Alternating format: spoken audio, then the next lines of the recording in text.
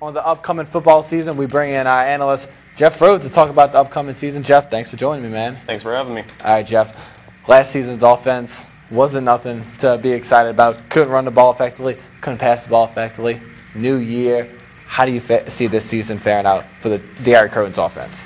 Well, Jason, I think we're going to see a much improved LSU offense, but the key to how much it will improve will be on quarterback Jordan Jefferson. We all remember he held on to the ball too long at times last season, and he was frequently sacked. I think he will get plenty of help from his receivers. Terrence Tolliver had a breakout year last year. Ruben Randall is poised for a breakout year, and Russell Shepard will be playing at wide receiver. They'll be looking to run the ball with Richard Murphy, Stephen Ridley, and Michael Ford. I think that's going to be a pretty formidable attack that will keep the pressure off of Jefferson. In the addition of running back coach Frank Wilson and wide receivers coach and passing game coordinator Billy Gonzalez will help the offense improve. Yeah, I completely agree with you. It's got to be Jefferson's time to step up. Not one game last season did you see Jordan win a game where after the game he said this was Jefferson's game, and they won it because of Jefferson. Now flipping to the defensive side of the ball, lose a lot of starters from last season. How do you see John Chaffetz's second year as LSU's D coordinator going? Well, I think the defense is still going to be good, but I think they're going to take a slight step back. Like you said, they lost a lot of people. They only returned 4 starters from last year's defense that had really improved from the 2008 squad. They still have preseason All-Americans in Kelvin Shepard and Patrick Peterson. Shepard led the team in tackles last year and will be a key part of this defense. Peterson is a shutdown cornerback who will take away the opponent's main receiver each week. The defensive line is very small and fast. This should help with the pass rush, but it might pose a problem with stopping the run. They've also converted cornerbacks Brandon Taylor and Jai Eugene to safety to make up for the losses in the secondary.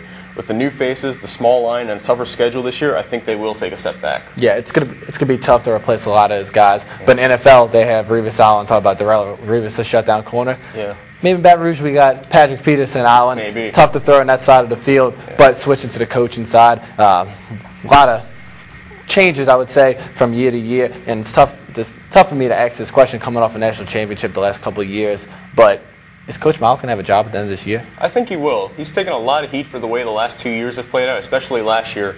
But LSU was never blown out last year, with their largest defeat being by 10 points against Florida. They held fourth-quarter leads in 3 of their 4 losses, but just couldn't finish it off. Injuries and questionable call from the officials held LSU back against Alabama. And against Ole Miss and Penn State, they had questionable play calling and poor clock management that kept the Tigers from claiming victory. I think that they can get to 10 wins with the losses coming to Florida and Alabama. Florida may not have Tim Tebow, but their staff is high on his replacement, John Brantley, and they still have tons of talent at the skill position. They return almost everyone on their offensive line. Alabama still has Mark Ingram, and they returned 3 offensive linemen, and Nick Saban is still running that defense. With a 10-2 season, I think Les Miles will keep his job. Yeah, if your prediction is correct, 10 wins. There's no way. Yeah, there's no way. Give us a quick prediction on the LSU-UNC game coming this Saturday. I think it's going to be LSU 31-14, but that's subject to change depending on who North Carolina is allowed to play per NCAA rules. All right, Jeff, thanks for joining us. Football season right around the corner. We gave you your fill of college football, but when we get back, we'll see how the Saints did in their latest preseason game. You're watching Sports Showtime.